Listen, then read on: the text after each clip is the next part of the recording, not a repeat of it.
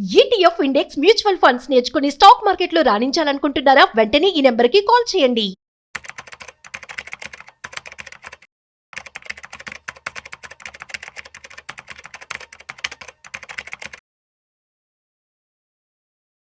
నమస్తే, welcome to Suman TV. నేను విష్ణు. ప్రస్తుతం మనతో పాటు ప్రముఖ స్టాక్ మార్కెట్ అనలిస్ట్ సుందరరామరెడ్డి గారు ఉన్నారు. సార్తో మాట్లాడదాం. సుందరరామరెడ్డి గారు నమస్తే సార్. నమస్తే sir. Welcome to Suman TV sir. Sundararamareddy గారు, ఏంటి ఈ టారిఫ్ల గోల, ట్యాక్స్ల గోల? భారతదేశాన్ని విడిచిపెట్టాలే లేదు. గత సంవత్సర కాలంగా ట్రంప్ గారు మన భారతదేశానికి సంబంధించిన ఎగుమతులు దిగుమతుల మీద టారిఫ్లు వేస్తాంటూ రకరకాల గోల్ చేశారు, ఆగం చేసి వదిలిపెట్టారు. సో ప్రస్తుతానికైతే అమెరికాకి భారతదేశానికి సంబంధించి ఈ టారిఫ్లు గోల కొంత సమస్యపై ప్రశాంతంగా సాగిపోతుంది అందరి జీవితాలు. ఇప్పుడు మళ్ళా కొత్తగా మెక్సికో వాళ్ళు కూడా భారతదేశం మీద మేము కూడా 50% టారిఫ్లు ట్యాక్స్లు వేస్తాము, అక్కడి నుంచి మెక్సికోకి వచ్చే దిగుమతులు ఏవైతే ఉన్నాయో వాటి మీద మేము కూడా ఒక 50% మేర టారిఫ్లు వేయబోతున్నాం అంటూ కూడా వాళ్ళు కూడా ప్రకటన చేశారు. ఏంటి సార్ అసలు, అంటే మెక్సికో దేశం భారతదేశం మీద 140 నుంచి 150 కోట్ల జనాభా ఉన్న భారతదేశం మీద టారిఫ్లు వేయడానికి గల కారణం ఏంటి? ప్రధానంగా ఏ వస్తు దిగుమతుల పైన వాళ్ళు టారిఫ్లు వేయబోతున్నారు? దీనివల్ల ఏ రంగాలు కొంత ఇబ్బందికి గురయ్యే అవకాశం ఉందంటారు? అండ్ ఇది మార్కెట్లను ఏదైనా ప్రభావితం చేసే అవకాశం ఉందంటారా? అమెరికా వాళ్ళు 50% టారిఫ్ వాళ్ళు తగ్గిలేదండి. ఇంకా ఏమి డిస్కషన్ జరుగుతున్నాయి. మేబీ మార్చి మంత్ కల్లా 20% స్లాష్ అయ్యే ఛాన్సెస్ ఎక్కువ ఉన్నాయి అనమాట.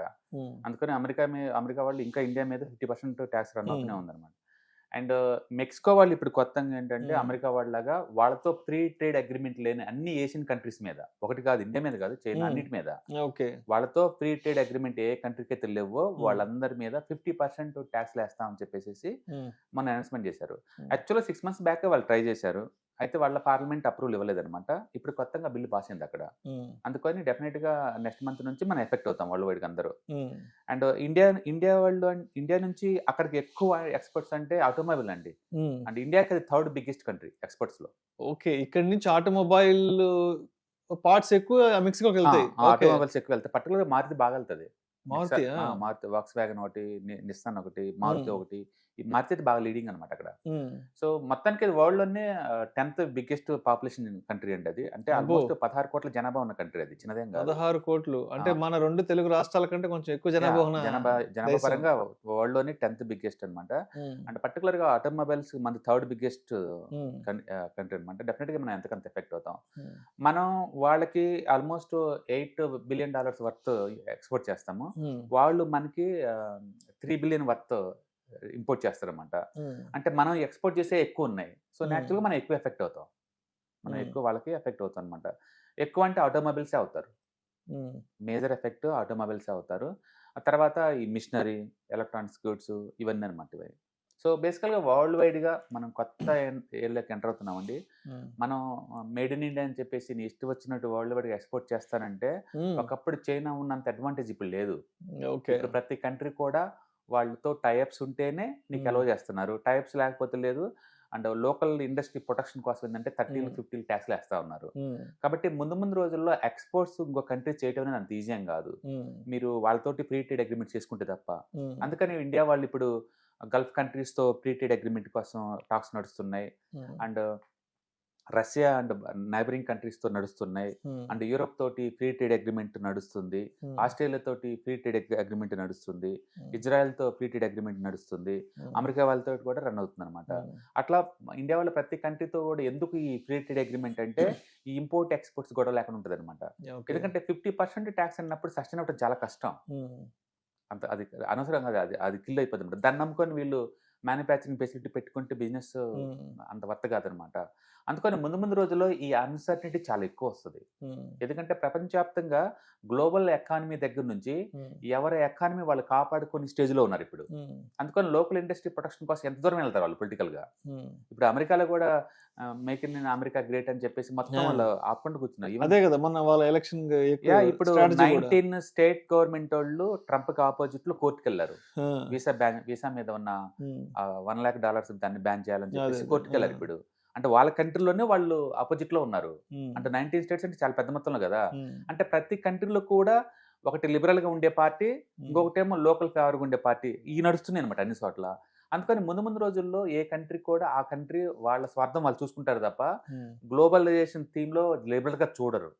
అందుకని ఇప్పుడున్న కరెంట్ కండిషన్ లో ప్రతి కంట్రీ కూడా ఇంకో కంట్రీ తోటి ఫ్రీ ట్రేడ్ అగ్రిమెంట్ చేసుకుంటేనే వాళ్ళు నమ్ముకొని మన మ్యానుఫ్యాక్చరింగ్ బిగింగ్ చేసుకోవచ్చు అనమాట. Otherwise very tough and very challenging.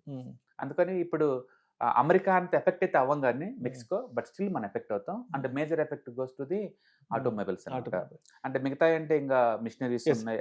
List of products ఏంటంటే సో మనం అక్కడ ఎక్కువ ఎక్స్పోర్ట్ చేసేది ఇండియా నుంచి అనుకుంటే, ఒకటి వెహికల్స్ కాకుండా అంటే రైల్వేస్, ట్రమ్వేస్ ఇలాంటి అయితే 1.8, ఎలక్ట్రానిక్స్, ఎలక్ట్రికల్ ఎక్విప్మెంట్స్ అయితే $612 million, machinery, nuclear reactors, boilers ఇలాంటి అయితే $560 million, ఆర్గానిక్ కెమికల్స్ అయితే $388 million, aluminium $386, and pharmaceuticals $211, and articles of iron and steel ఇలాంటి మొత్తం అనమాట మనం వాళ్ళకి పంపించేది.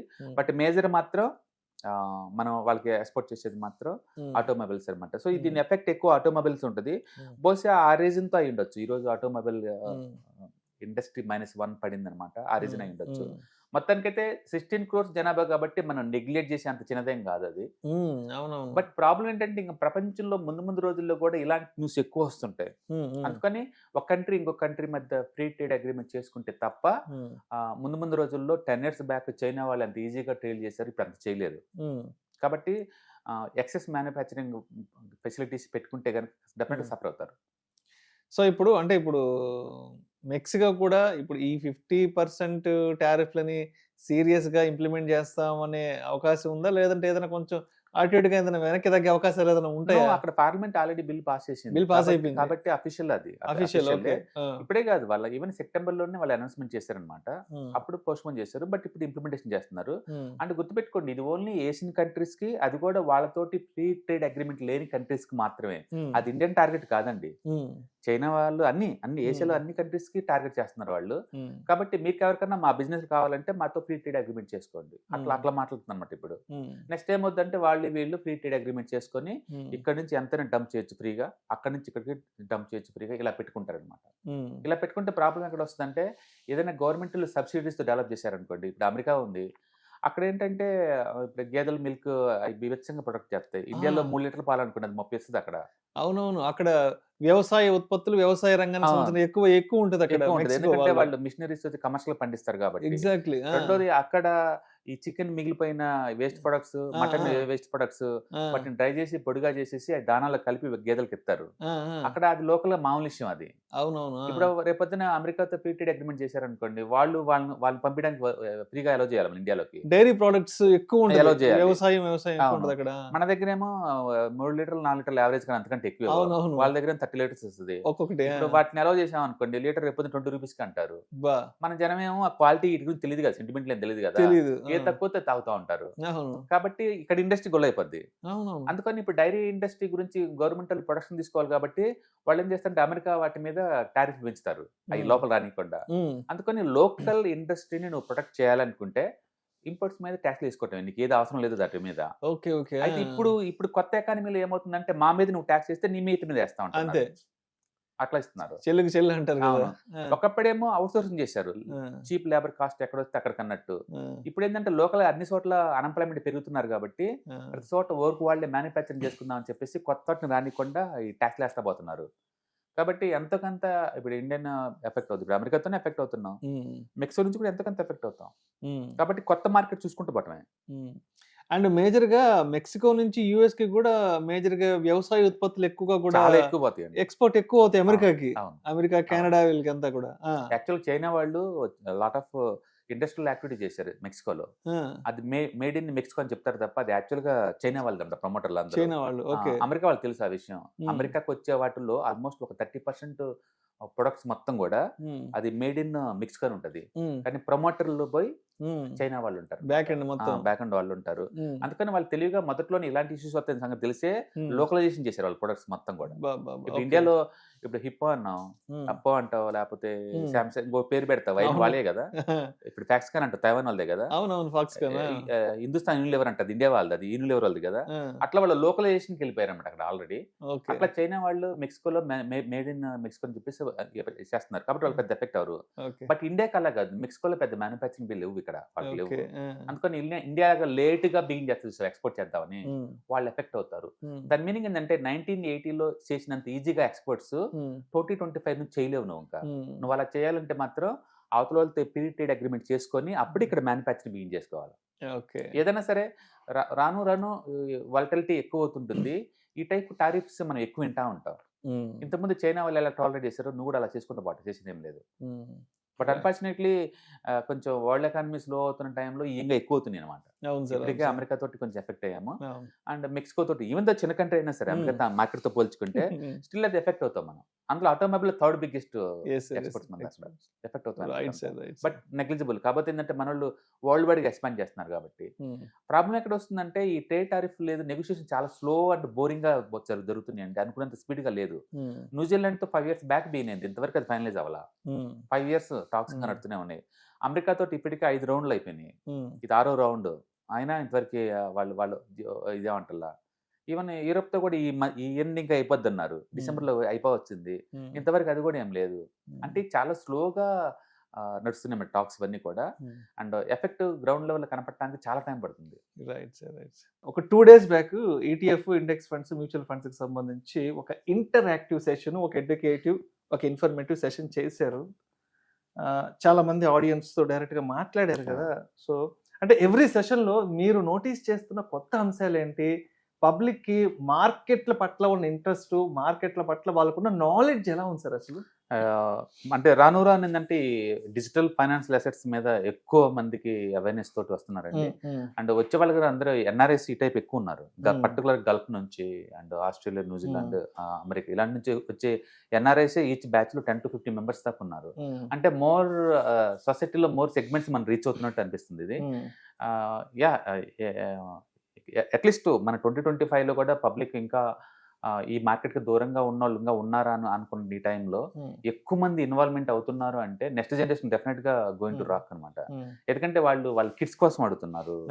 అండ్ ఇప్పటిదాకా ఏంటంటే ఇండియాలో ట్రెడిషనల్ అసెట్స్, ఈ bank deposits, postal deposits, secure గా వచ్చే ప్లేస్లు మాత్రం చూసుకున్నారు.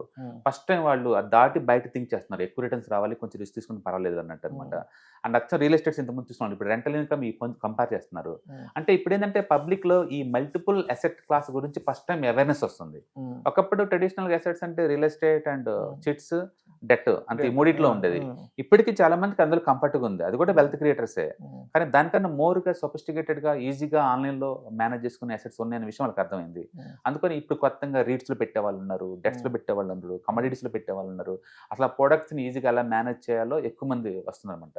And monthly 2 batches, each batch కి 30 to 40 members దాకా వస్తున్నారు. అంటే మోర్ అండ్ మోర్ రెస్పాన్స్ బాగున్నట్లు లెక్క.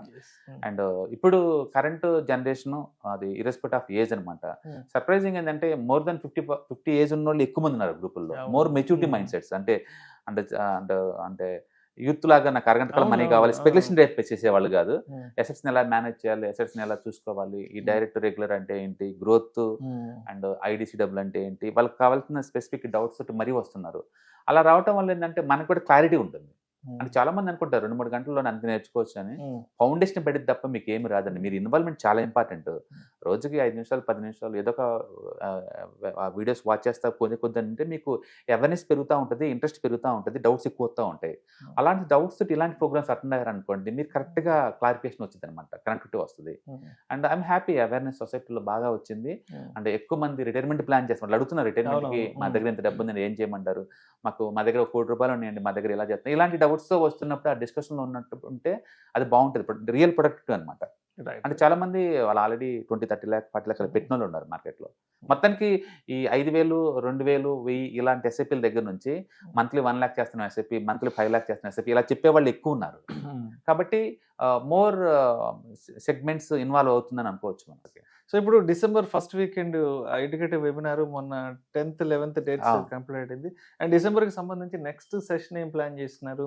అండ్ అంటే ఈసారి ఆడియన్స్కి కొత్తగా ఎటువంటి ఫ్లేవర్ ఆఫ్ కంటెంట్ ముందుకెళ్దాం అనుకుంటున్నారు? ప్రతిసారి కొత్త ఫ్లేవర్ కొత్త ఎలిమెంట్ యాడ్ చేయడం కుదరదండి, బట్ మా ఎక్స్పీరియన్స్ కొత్తగా వచ్చిందని మాత్రం షేర్ చేస్తాం అనమాట. And apart from the regular course content తో పాటు ఎక్స్పీరియన్స్ షేర్ అవుతా ఉంటుంది. అండ్ మీరు ఎవరైనా ఇంట్రెస్ట్ ఉందంటే కింద స్క్రోల్ అవుతున్న నెంబర్ పింగ్ చేస్తే టీమ్ కాల్ చేస్తారు. డేట్స్ కూడా డిసెంబర్ 27th ఉంది కదా, డిసెంబర్ 27th 28 డేట్స్ ఏమో కదా. అండ్ అందరూ పబ్లిక్ మొత్తం కంఫర్ట్ గా ఉండే సాటర్డే సండేస్ వీకెండ్స్ లో ఉంటాయి. సో ఆ రెండు టైంలో అటెండ్ అవుతే మీకు క్లారిటీ ఉంటుంది.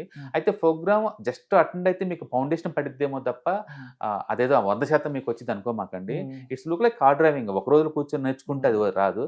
మీరు కోర్స్ అయిపోయిన తర్వాత కూడా నిరంతరం మీకు కోర్స్ కంటెంట్ లింక్స్ అవి వస్తాయి కాబట్టి మీరు చదువుకుంటూ అప్డేట్ అవుతూ ఉంటూ వీడియోస్ వాచ్ చేస్తా కూర్చునే కొద్ది ఏంటంటే మీకు ఆ మైండ్ సెట్ వస్తుందన్నమాట. ఒక సేవింగ్ మైండ్ సెట్, ఒక ఇన్వెస్ట్మెంట్ మైండ్ సెట్, ఫ్యూచర్ని చూసే పద్ధతి, ఇన్ఫ్లేషన్ ఎంత ఉండబోతుంది, ఇవన్నీ క్లారిటీ ఉంటుంది అనమాట. డెఫినెట్గా మీకు ఆ ఫౌండేషన్ పడుతుంది. It's worth. సో మొత్తానికి సుందరరామరెడ్డి గారు కండక్ట్ చేసే ఈ డిసెంబర్ 27, 28 డేట్స్లో ఎడ్యుకేటివ్ వెబినార్ అటెండ్ అవ్వాలంటే కింద స్క్రోల్ అవుతున్న నెంబర్కి కాల్ చేసి అండ్ మీ రిజిస్ట్రేషన్స్ అయితే పూర్తి చేసుకోగలరు.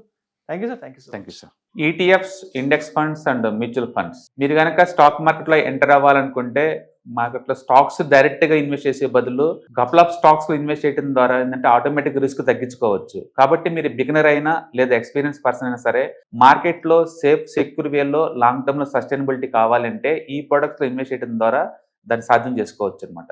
కాబట్టి మీకు ఎవరికైనా సరే ఈ ఈటీఎఫ్స్, ఇండెక్స్ ఫండ్స్, మ్యూచువల్ ఫండ్లో ఇన్డెప్త్ నాలెడ్జ్ కోసం అండ్ గైడెన్స్ కోసం ఈ ట్రైనింగ్ ప్రోగ్రామ్ అటెండ్ అవడం ద్వారా మీరు మనీ మేక్ చేసుకోవచ్చు. కాబట్టి మీకు ఇంట్రెస్ట్ ఉన్న పార్టిసిపెంట్స్ ఈ వీకెండ్లో జరిగే వెబినార్ అటెండ్ అవడం ద్వారా ఇందులో ETFs, index funds, mutual funds అంటే ఏంటి, వాటిని ఎలా మనీ మేక్ చేసుకోవాలి, వాటిని ఎలా మేనేజ్ చేసుకోవాలి, వాటి గురించి కాంప్రహెన్సివ్ ట్రైనింగ్ మీకు ఈ ప్రోగ్రాంలో అందించబడుతుంది. ఈ వీకెండ్లో జరిగే ఈ ప్రోగ్రామ్కి ఎన్రోల్ చేసుకోండి. Thank you.